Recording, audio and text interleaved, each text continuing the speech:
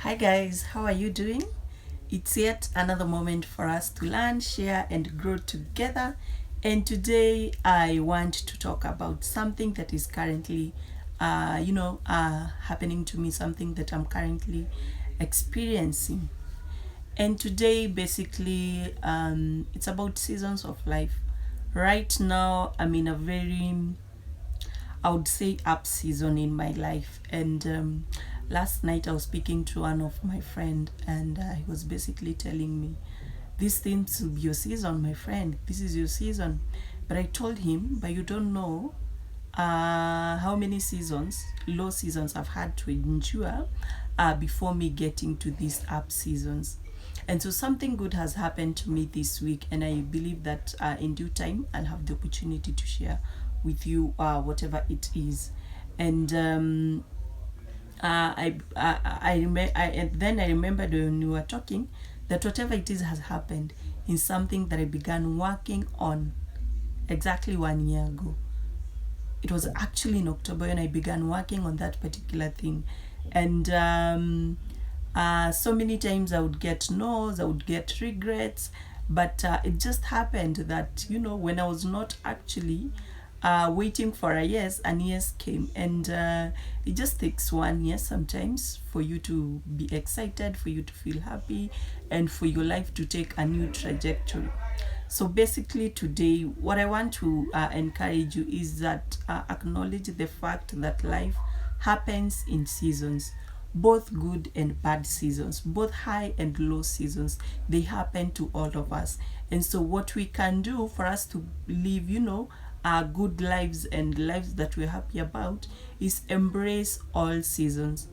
And let me tell you, low seasons do not feel good. I can tell you all the times that I've had to wait, all the times that I've gotten no's, and all the times that I've had to wait and to be patient. It didn't feel good. It didn't honestly feel good.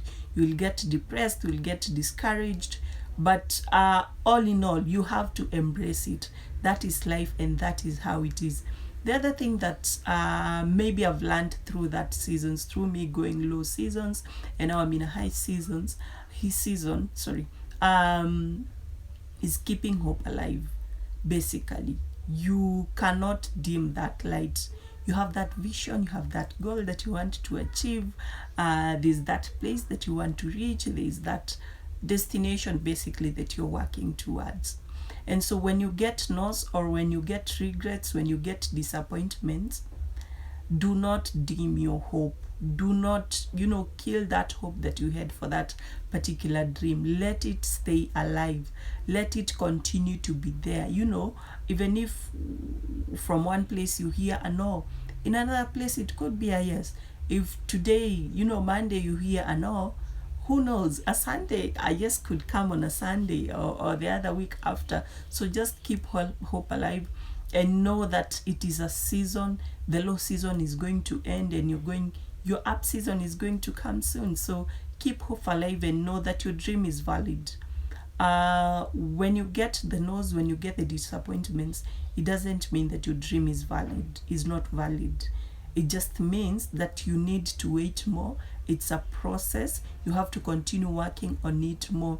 And who knows, your S will come, in due time. The other thing I've learned is that,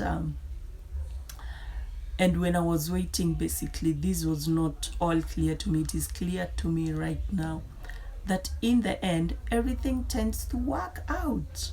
Basically, look at your life, all the goals you've had, all the things you've had to work for.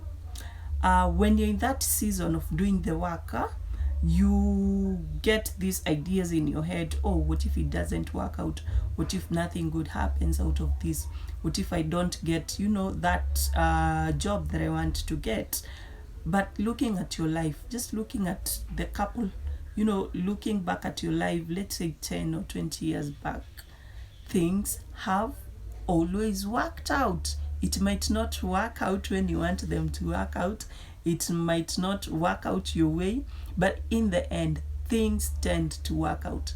And so I've always kept this. Whenever things are not going my way, whenever things are not going the way, I'd love them to I always tell myself that things always tend to work out, but they don't always work out the way I want. They work out in the way that God wants.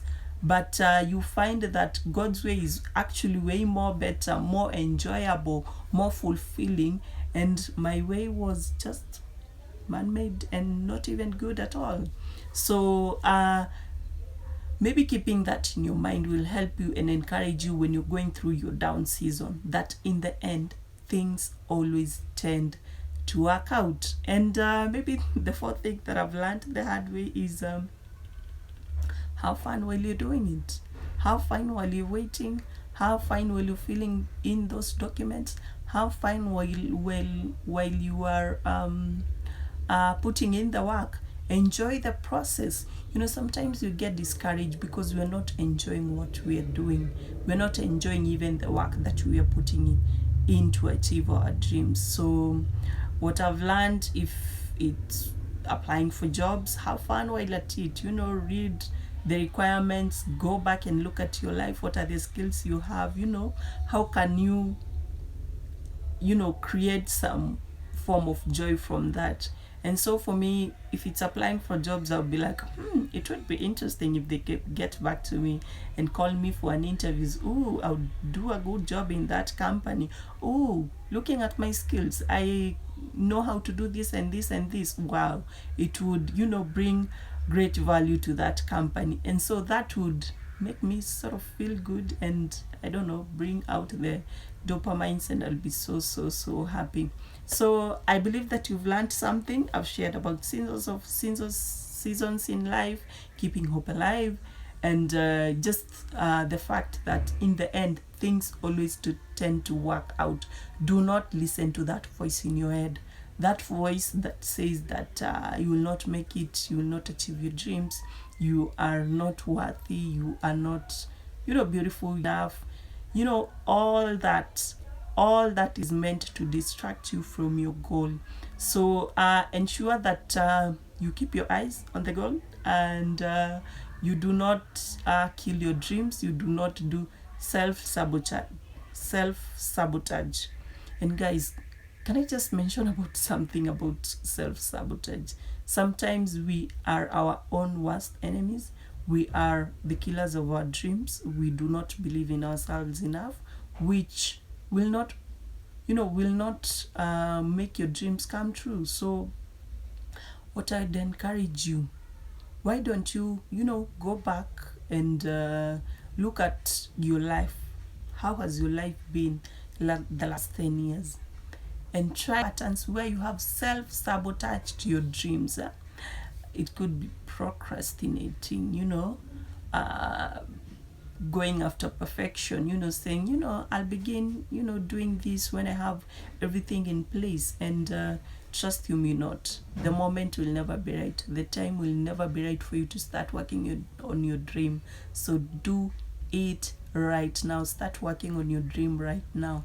Do not wait. Do not wait. Just start. It could be procrastinating, I need to write that proposal, but you're like, I don't feel like doing it now. Actually, do it now. Just start doing it now. And notice something else, negative self-talk, I can't do that. That's meant for some people who are privileged enough. That's meant for